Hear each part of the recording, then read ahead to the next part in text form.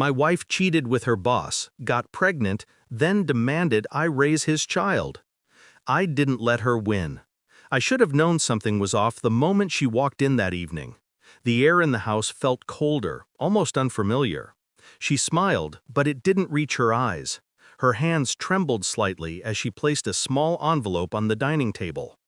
I need to tell you something, she murmured, voice tight. I nodded, pretending to busy myself with my phone.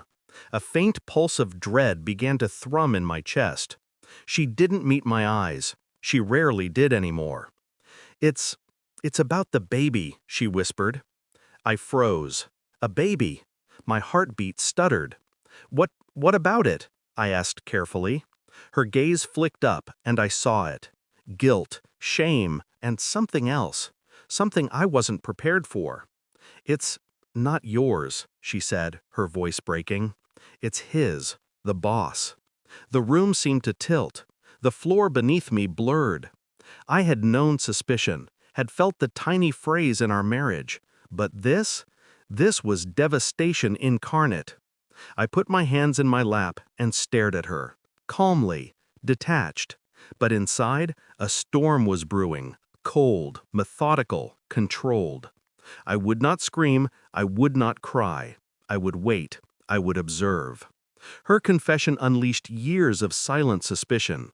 The late nights at work, the sudden smiles at her phone, the long absences with team meetings, everything connected. Everything made sense. I wanted to explode. I wanted to confront her, demand explanations, but I held back. Every word, every action would be calculated. I couldn't afford the chaos of uncontrolled emotion. You want me to what? I asked finally, my voice calm, almost soothing. She swallowed hard. I want you to raise the baby. Legally, emotionally, like it's yours.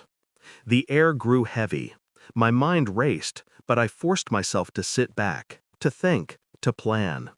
Betrayal was a virus. It spreads if you let it.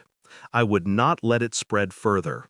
I walked to the window and stared out at the city lights. I replayed every moment, every subtle betrayal, every touch of deceit. And in that silence, I found clarity.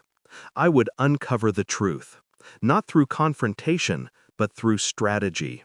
I would make sure that the consequences of her actions were undeniable, cold, and permanent. Over the next few days, I quietly gathered evidence: phone records, text messages, financial statements, social media interactions. Every piece of the puzzle clicked together like a machine, precise and unstoppable. I requested a private DNA test under the guise of clarity for the child's future. She agreed, smugly. She thought I would capitulate. She thought I would be weak. Each test result arrived. Each message confirmed what I suspected. But I remained calm. Externally, I smiled.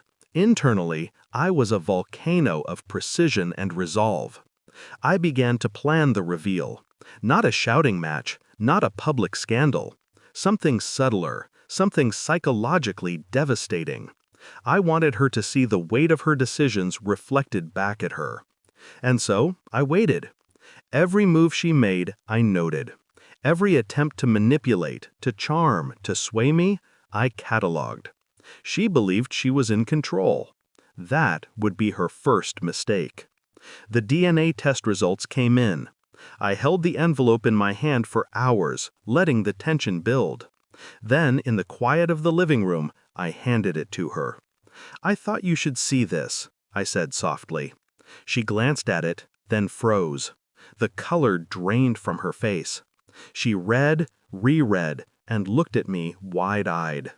The boss's child, not mine. I stayed calm, detached. Every inch of me radiated control. I didn't need to yell. I didn't need to cry. I simply waited for the storm of realization to hit her. And hit it did. She stumbled back, the truth crushing her like a hammer she didn't see coming.